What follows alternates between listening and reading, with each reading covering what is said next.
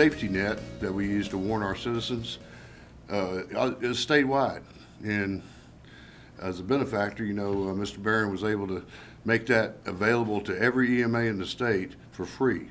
So we can send out emergency messages independently of the Weather Service or anybody else to our citizens and tell them emergency information. So we thank him for that.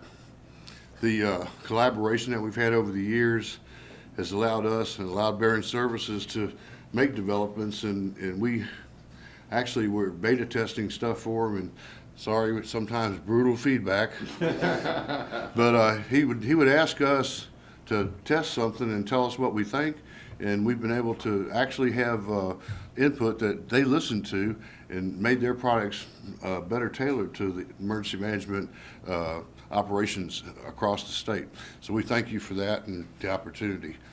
Today we're going to hear about a new initiative that Barron Services is doing, and I'm going to go ahead and turn it over to Mr. Barron to continue this. Thank you. Thanks, Rusty. My good friend for so many years. Actually, I remember back 30 years ago, and I promise I'm not going to go into a Barron story, but 30 years ago when we were at TV, and the emergency management directors across North Alabama were literally blind during severe weather. There was no radar capability back in those days, no cell phones, no internet, and even there was one evening when an EMA director called me and said, should I sound sirens or not, because I don't even know where this weather is.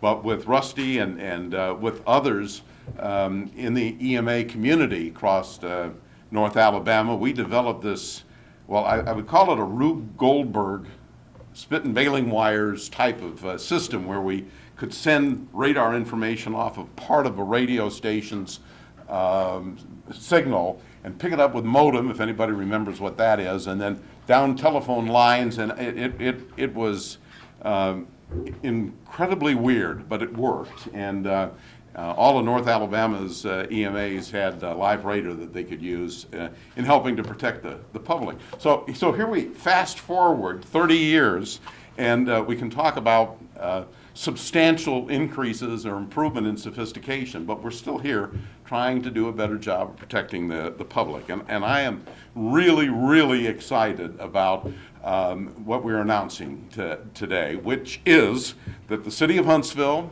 City of Madison, and Madison County are joining Barron Services for a critical weather initiative. As Rusty told you, across the the Alabama safety net is now capable of two-way communications, that the EMAs in each one of the counties can send messages to any or all of the participants in that county, and those who have a safety net app can send pictures and text back to them to help in being able to determine what needs to be done as far as assistance is concerned. I want you to think about that, but you get warnings in advance, and then you need assistance, but there's a tree in front of your house. You can now take a picture, and it will help the emergency responders know how to get to you and assist you. That's a statewide effort right now, which is actually in place, but our critical weather initiative takes what the EMAs are able to do, and we're going to expand it to all the agencies inside the county, both the city and county agencies, such as fire and police and 911 and media and utilities and other first responders, so that we're all a part of a network, and when emergency circumstances happen, we have the ability now to receive information that's geotagged and to send information back directly to those who have been in harm's way. Really excited about this, and we expect to have it implemented in the very near future, but I'd like to introduce our partners. Absolutely. Commissioner? Thank you, Bob. It's exciting, absolutely exciting. It's an honor to be here as chairman of the Madison County Commission. Bob, this is something that has been worked on for some time. I want to thank Barron Services for their commitment, not only to Madison County, but also to the state of Alabama. This is offered to all 67 counties in the state of Alabama, to their EMA departments, so they're dependent on Madison County for better notification. SafetyNet.com is something that everyone in the state of Alabama should be a subscriber to. It's not something new that Madison County is looking at, but we're better prepared when we're better notified. In 1989, 23 people lost their life here because of tornadoes. Better notification could have reduced the number of lives that were lost in 1989 on Airport Road. You also look in 2011, 9 people in our county lost their life. It would have been a lot worse without this type of notification. And then just in recent months, notifying the people of storms that are moving through our community has made a difference. I believe Bob Barron and his company is ahead of the curve. I believe that what they're offering to the people of the state of Alabama and in the days ahead, I believe it will be offered to even other states and will benefit many people and save lives.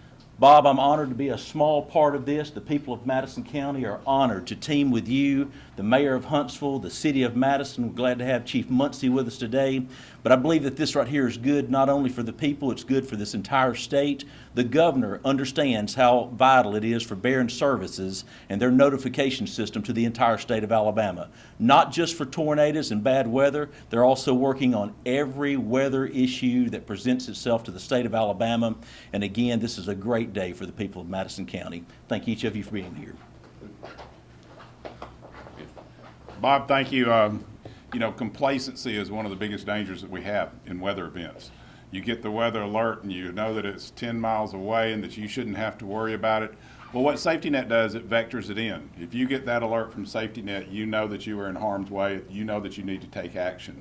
And now by having it where it's two-way, just put it on a personal level. That person who calls in and says, I've had an event, a weather event at my house, there's a tree down in front of it, and he takes a picture and sends it in. We know when we send emergency crews, we better be sending chainsaws with it. When we start having those events, when we have events on a daily basis with our Parks and Recreation, we have concert in the parks on Monday night. When we have an event, a weather event coming, we need to know where that weather's coming, what the path of it is, and when it's coming through, so that we know that we can keep our people out there at these events and keep them safely out at the events. So there's some real-time applications for SafetyNet, and Bob has been on the, as Dale said, Bob's been on the front end of that curve for a long time. The top end of the curve of what we have to learn. He started off with just a radar system where everybody said, I know there's bad weather coming, I better check and see where it is. And then he got down to a radar system that tells you where that bad weather's coming and doesn't notify you unless you're in that path. That is a huge technological gain, a creative technological gain that has been developed at Barron Services. So Bob, congratulations. We're so proud to be part of the system. Your part of the system will help Huntsville make sure that we can maintain safety for people as they come to events for the city of Huntsville. So thank you. Thank you, Mr. Mayor. I want to thank both the cities and the county. There's a lot of initiatives that are going forward to make Madison County safer for all of its citizens, and we're just very, very pleased to be a part. I wanted to give you a quick little background on Alabama SafetyNet, and then we'll open it for questions that you might have. Following the tornadic outbreak, the super outbreak of April 2011, Governor Bentley commissioned a committee, the TRAC committee, to look at all of the aspects, both good and bad, of our coverage and our service to the affected community during that outbreak. Their report was called the TRAC report, and they had 10 different recommendations. 2 of them had to do with this process of communication. We knew that cell phones were the last to go out. They did go out, but they were the last to go out and the first to come back. And so the recommendation was to at least start with cell phone capability to be able to reach out to the community via the EMAs and to provide information following an event, but to provide very site-specific warnings and advisories prior to it, and to have eventually two-way communication. So after an event, those who had been injured or affected by a significant weather event would have the ability to get back in touch in a geolocated way, not just a message, but a message that was coming from a specific location, so that first responders and others would be able to focus on that particular area.